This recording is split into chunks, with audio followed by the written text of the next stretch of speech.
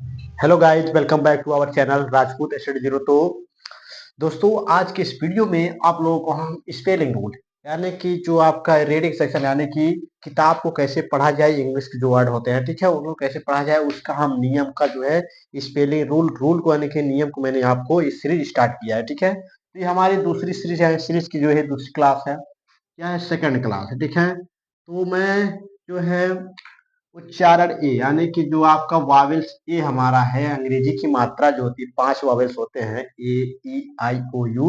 उसका जो पहला हमारा था ए वाला। ठीक है, इसके टोटल 11 नियम होते हैं। तो ये आज का हमारा जो है दूसरा नियम है।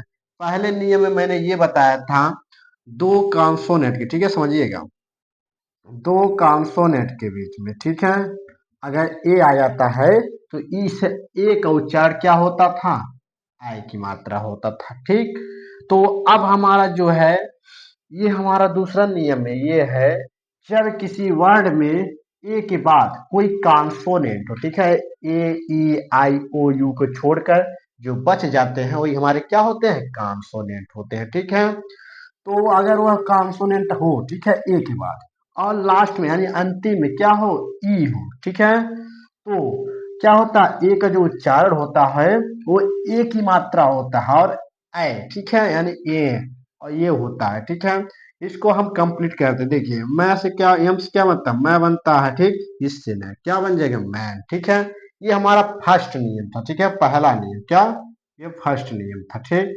आज के जो हमारा टॉपिक है दूसरा नियम में है, दो उसी प्रकार है, सेम टू सेम, लेकिन उसमें क्या है, लास्ट में ई आ गया। ठीक है, देखिएगा, लास्ट में इसको अगर छोड़ दिया जाए ई को, तो ये हमारा यही नियम बन जाता है, फर्स्ट वाला।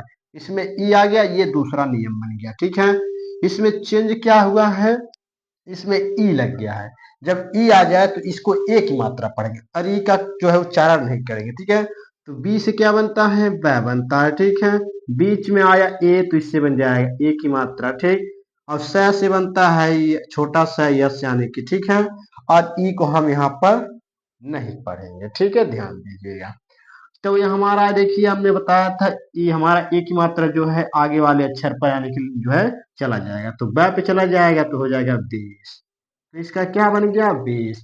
इसी प्रकार यहाँ पर दिया है ये, जिससे क्या बनेगा, है बनेगा। ए से क्या बनेगा, ए की मात्रा आगे वाले चला आएगा।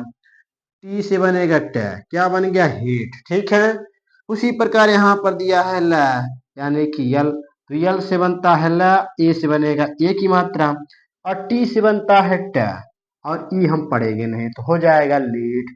उसी प्रकार यहाँ पर दिया है डी यानी कि ड बनेगा, इससे ए से बनेगा ए की मात्रा और टी से बनेगा ट, डेट। ठीक, उसी प्रकार यहाँ पर दिया है मैं यानी यम, यम से बनता है मैं, ए से बनता ए की मात्रा, के से बनता क, मेक। ठीक, आई श्योर आपको भी को ये सभी आ गए होगा।